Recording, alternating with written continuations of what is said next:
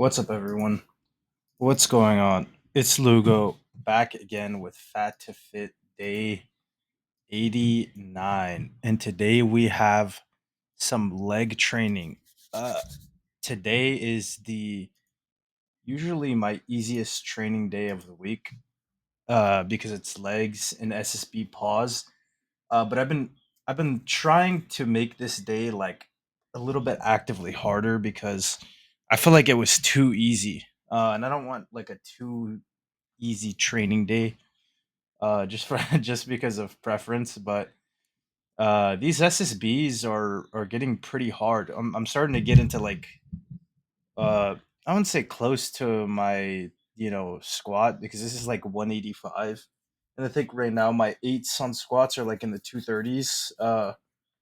But these are still paused, which next week, or not next week, the week after next, I'm gonna have some pretty big changes to training.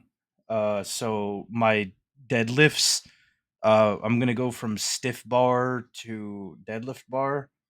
I'm gonna go from a 3x8 to a 4x8, and then on these squats, this is gonna go from paused to just regular SSB. So I'm not pausing these anymore. So they'll get easier, and then I'll be pushing them harder after that. After I get accustomed to not pausing, which I'm excited for because I haven't done regular SSB in a while. But this day was always paused, and I'm just kind of removing it so that I could uncap and really try to push these a little bit harder, to push my squat a little bit more. But I'm not gonna lie, I really do enjoy this day, even though it's easy, and I don't enjoy it because it's easy because I don't really do uh a lot of other volume, right? Like I don't really do any hamstrings just because I train RDLs before this. So usually coming into this session, I'm a little bit sore from my hamstrings, and then a little bit from my core. So this day is really just pushing the quads again. Little bit of hamstrings warming up, and then some like singular or unilateral. I couldn't think of the word unilateral leg press before, to really get my quads firing before this. But I really like this pendulum squat. This is an insane movement, man. Like the pressure on my knees is non-existent. The only thing that I think I'm doing is as I'm locking out too hard, and it's kind of, I could feel it after I finish that I'm locking out way too hard and almost hyperextending a little bit. Which I need to check because I don't want to like tweak something because I'm locking out too much on this. But two plates for eight, it's not bad.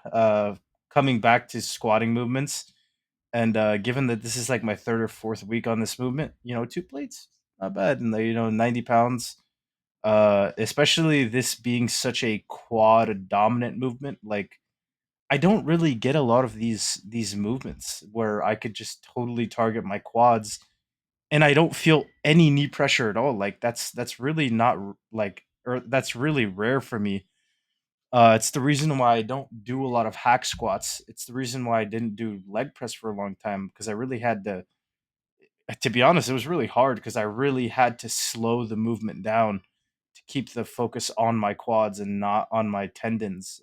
And maybe I was just going too heavy in the past for sure, but now I feel like my leg training is the best it's ever been, and I'm the weakest I've ever been since I started on legs. But I feel like my quads are growing really well, and I'm really enjoying the leg movements. I mean, I don't enjoy the day because if I'm being honest, leg training is not super enjoyable if you're doing it right. You're going really hard.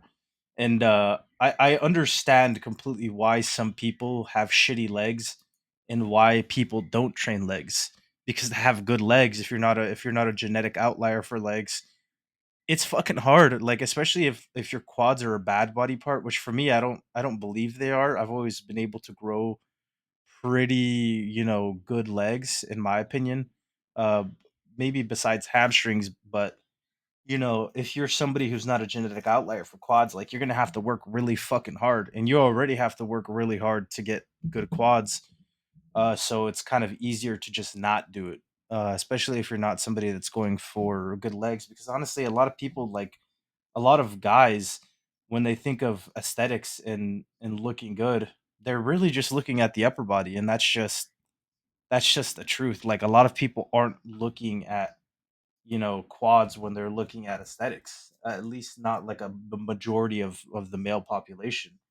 The only people that really enjoy it are the ones that are like a little bit more into it, that have trained legs their whole life. And you know honestly, I'm really grateful for my high school weight training coach, because we squatted to med balls in weight training class. So I've always squatted to depth my entire time lifting. I've never not squatted to depth, and if anybody was not squatting to depth, he would get on their ass. And he made sure everyone was squatting to parallel. So for me, it's like I'm really grateful for that, because I don't think I would have ever been a quarter squatter or somebody that squatted high. But the fact that I've always valued depth over strength, uh, at least competition depth, right, which is hip crease below the top of your knee, which I've always just valued because it's felt better. I don't know. For me, squatting high has just never felt good on my knees. Anyway, so I'm just really glad for that. But finished off with some stuff that I don't usually record because this day is so short, which is some planks, some calves, and what this is a DC stretch, which it's from this well-known bodybuilding coach and bodybuilder named Dante Trudell.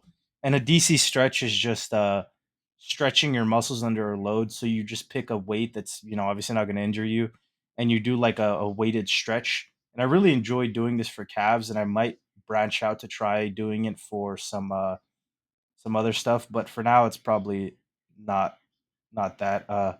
But that's pretty much the end of this video. If you enjoyed, please consider leaving a like, comment, subscribe, and I'll see you guys in another 2 days for some push. Thank you. Hope you enjoyed.